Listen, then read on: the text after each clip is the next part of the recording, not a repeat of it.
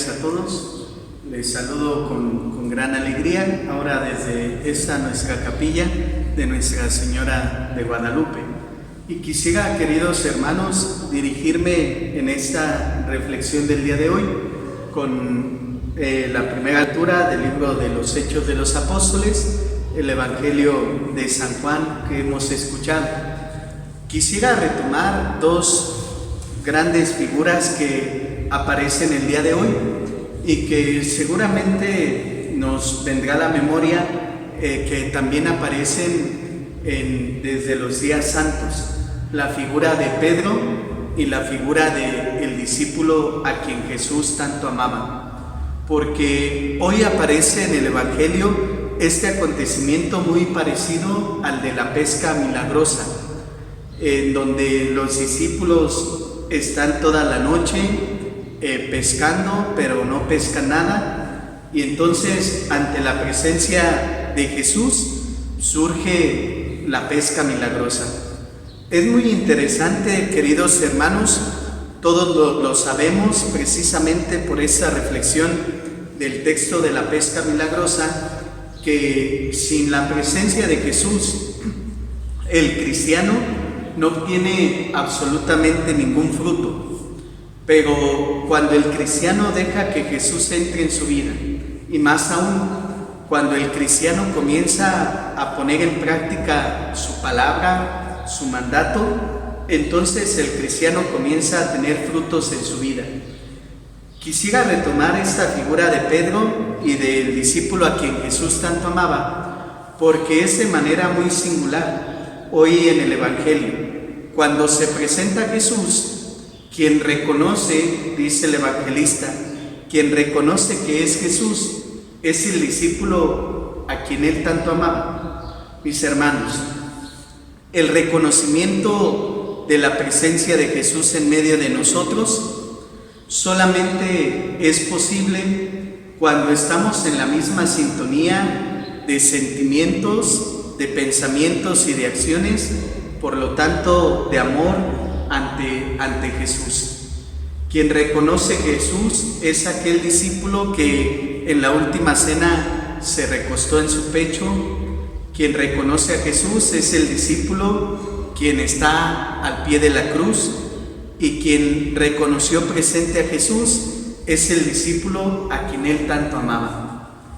Vuelvo a insistir en esta hermosa reflexión bajo esta figura del discípulo amado, que el reconocimiento de Jesús solamente se logra, queridos hermanos, a través de cuando el discípulo se esfuerza en ser el más amado y no ser el mejor, o no ser el más competitivo, o no ser aquel que entrega redes repletas de pescados, sino aquel que sabe escuchar la palabra del Señor, aquel que jamás se le olvida el rostro de Jesús, y aquel, por supuesto, que jamás pierde la memoria de lo que Jesús ha realizado en su vida.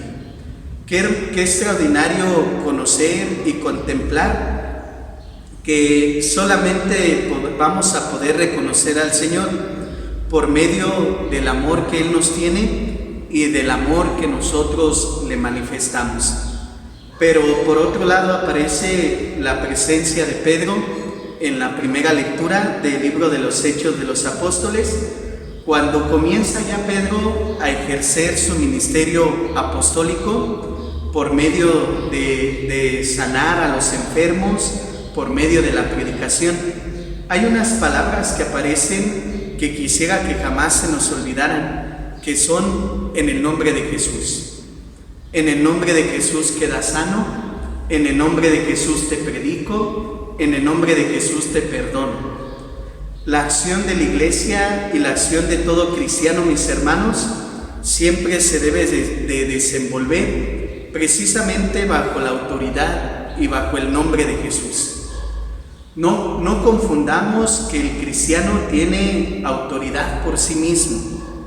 La autoridad del cristiano le viene y le está solamente dada por el nombre de Jesús.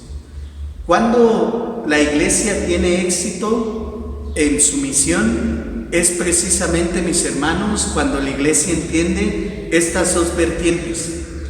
En nombre de Jesús hay que hacer las cosas, pero también hay que hacerlas con amor, con el mismo amor con el que Él nos ha amado, y con ese mismo amor es con el amor con el que le respondemos, con el que hacemos las cosas.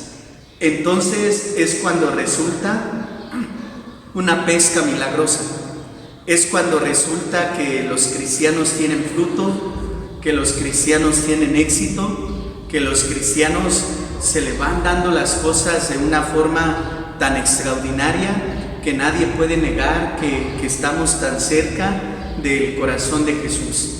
Por lo tanto, mis hermanos, quisiera que contempláramos en la resurrección del Señor como resucitados, que siempre debemos de actuar en nombre de Jesús y bajo el amor de Jesús.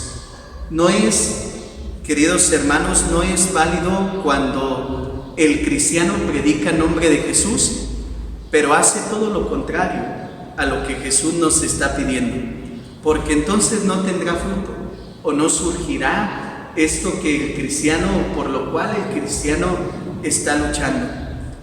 Yo doy testimonio de muchísimas personas que con una confianza, con una fe, con un amor muy sincero al Señor, entregan sus proyectos, entregan sus vidas, sus familias, y entonces en el nombre de Jesús comienzan a trabajar, comienzan a actuar, y el Señor nunca nos abandona. Tan es así que nos multiplica aquello que en su nombre hacemos.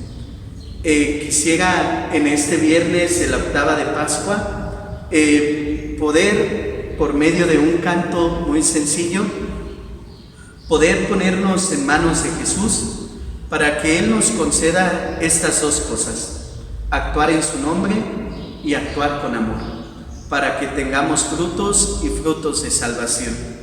Les invito, aunque hemos en estos momentos terminado de celebrar la Santa Misa, les invito en un momento de silencio poder cerrar nuestros ojos allí en sus hogares y poder ponernos en presencia del Señor Jesús y decirle: gracias, Señor, porque nunca nos abandonas.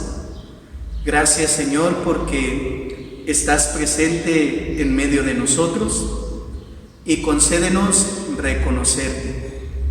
Concédenos que todos nuestros proyectos y acciones surjan de ti como de su fuente y siempre lleguen a ti, terminen a ti como su fin.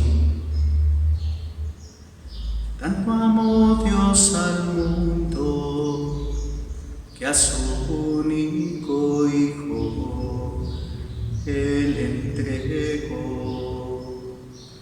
para que todo aquel que crea en Él no muera, mas tenga vida eterna. Tanto amó Dios al mundo que a su único Hijo Él entregó,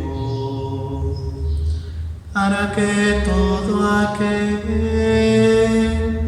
que crea en Él no muera, mas tenga vida eterna.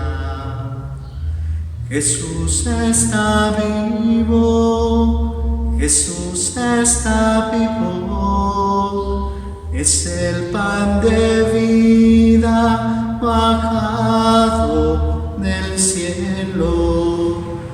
Jesús está vivo, Jesús está vivo, su carne me salva y lava mi alma. Está vivo, está presente,